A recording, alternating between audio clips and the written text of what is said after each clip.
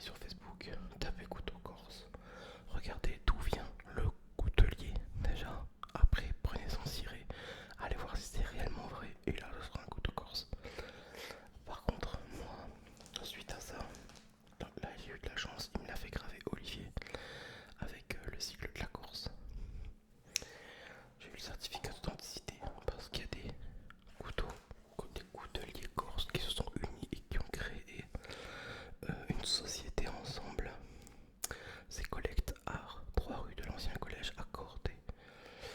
Il y a le ciré et tout.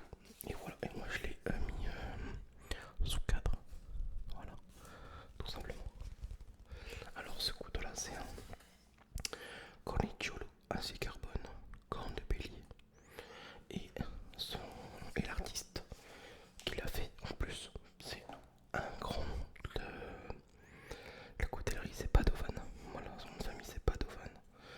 Alors voilà, on peut voir c'est irrégulier, mais bon, c'est ce qu'on aime. Couteau utilitaire, et moi je l'ai jamais utilisé, tout simplement. Et parce que ben, c'est un cadeau.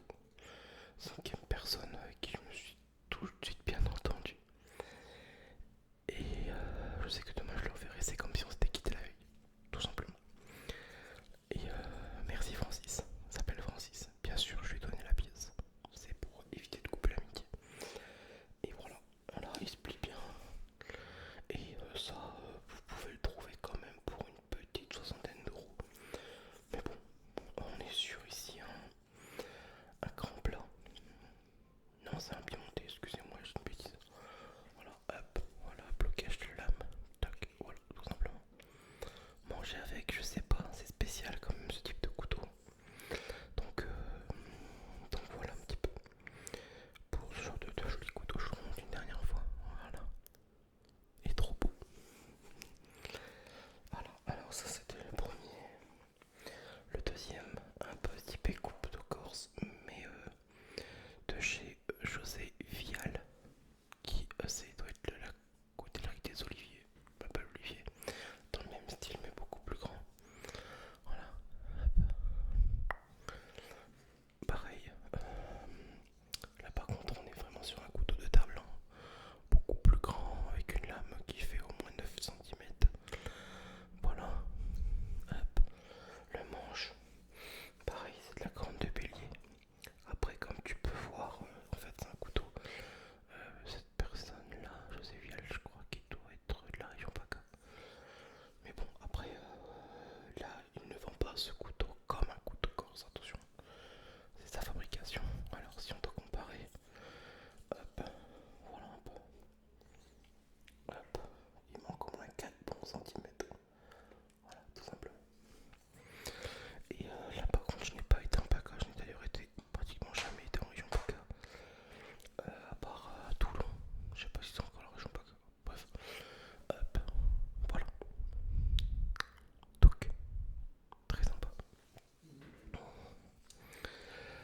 Je l'ai payé sur l'âme de Sandra, c'est une page Facebook, 60 euros, il y a quelques années maintenant.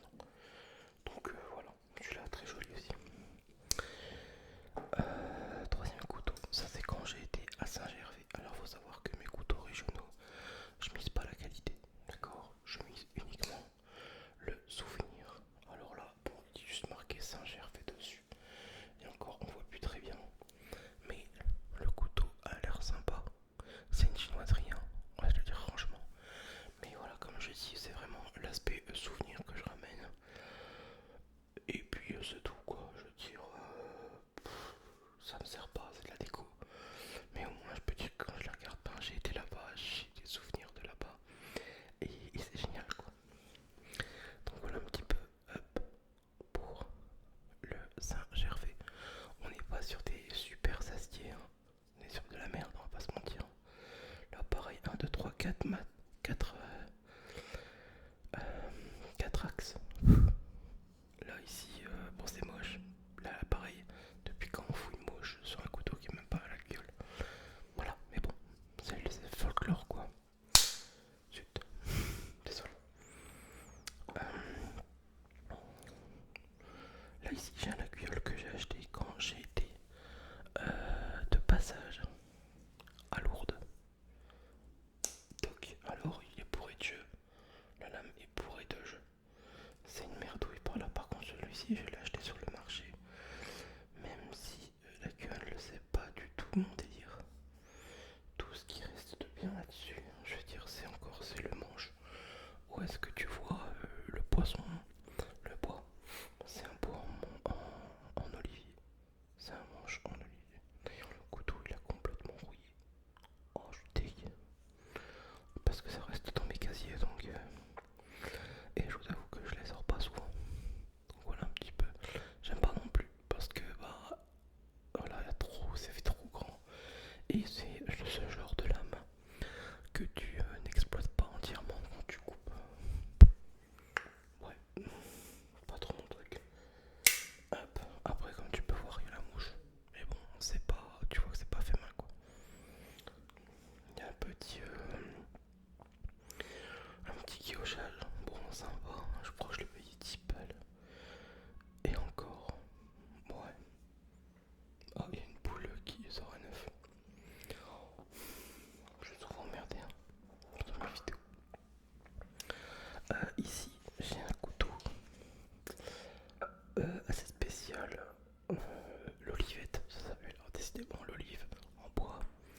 L'olive, le prénom, l'olivette. Ouais, ça fait beaucoup d'olives quand même. On pourrait en sortir un litre d'huile.